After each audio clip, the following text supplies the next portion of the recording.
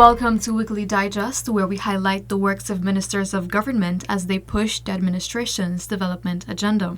Residents of Cummins Lodge Industry, Better Hope, Beehive, and surrounding areas along the East Coast Corridor were made aware of government's efforts to minimize inconvenience due to the ongoing four-lane highway from Sheriff Street to Orange Nassau. Minister of Public Works Bishop Juan Edgell held several engagements on Saturday where residents were updated on the project. We are not operating recklessly. This is a major development. We're not operating recklessly. We are doing what needs to be done to ensure that the road is built and that people's lives are improved. And while we are improving people's lives, we also address the issues of inconvenience and difficulties that they're facing. Residents were also assured that any bridges, fences, and other property damaged during this period will be restored as part of the contractual obligations. The MV Hercules has been acquired in response to the appeals of residents along the Essequibo coast of the significant increase in traffic flow in key routes such as Leguan, Wakenham, Supanam, and Bartico. The vessel, a brainchild of His Excellency Dr. Muhammad Irfan Ali, is alleviating the strain on traditional ferry services. This is not designed to carry passengers except to carry the 40 inside. But this is where we carry the vehicle, the space. And you would have noticed recently in the media, during the time of the regatta, the Hercules, they would have shown pictures where people sit down on the outside, and they were making a big fuss about it. But this is what has come to, and it has relieved people from suffering. When you go with a boat, a regular ferry, you can only carry 32 vehicles.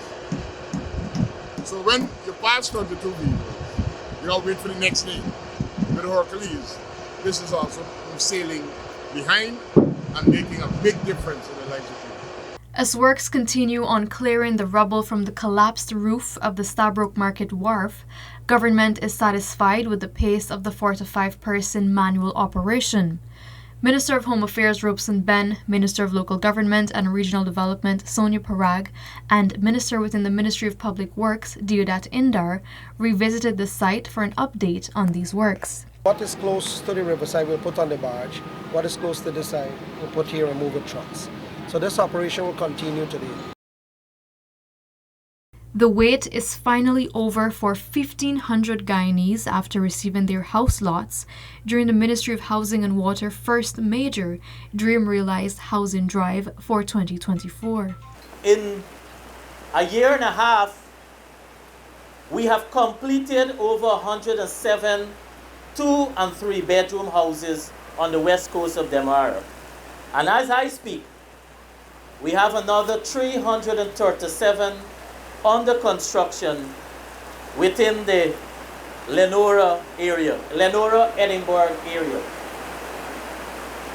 These houses, the total, not take into consideration the infrastructure costs, is about $2.6 billion investment here on the west coast of Demerara for houses. And these are committed. We still have catered for hundreds more. A total of 36 residents of Region 3 received steel and cement vouchers to aid in the construction of their homes.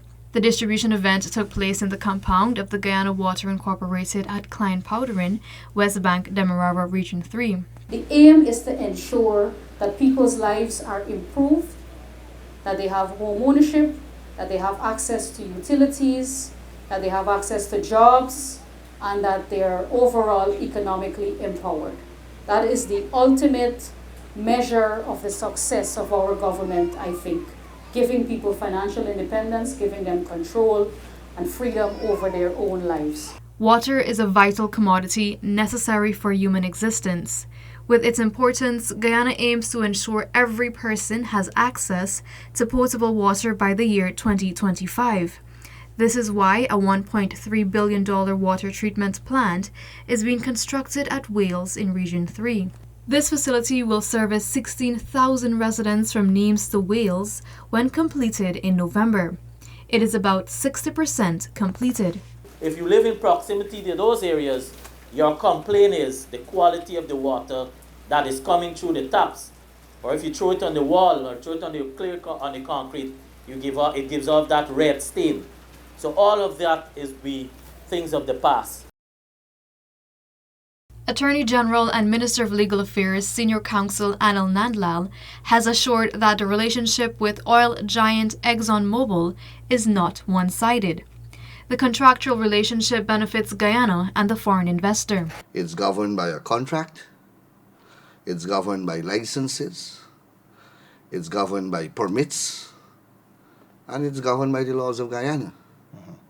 I can assure you that is a relationship that is arm's length, and it's a relationship that the government uses to ensure, having regard to the given parameters, that the people of Guyana get a good deal from the oil and gas sector.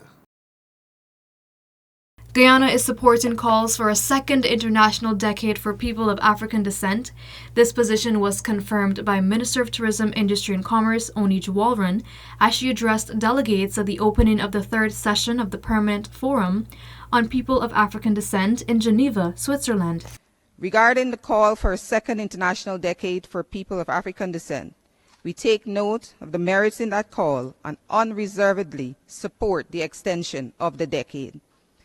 Guyana looks forward to contributing to the efforts toward improving the conditions of people of African descent, both by supporting the work of this forum and by continuing to craft and implement programs that will redound to the benefit of Guyanese of African descent.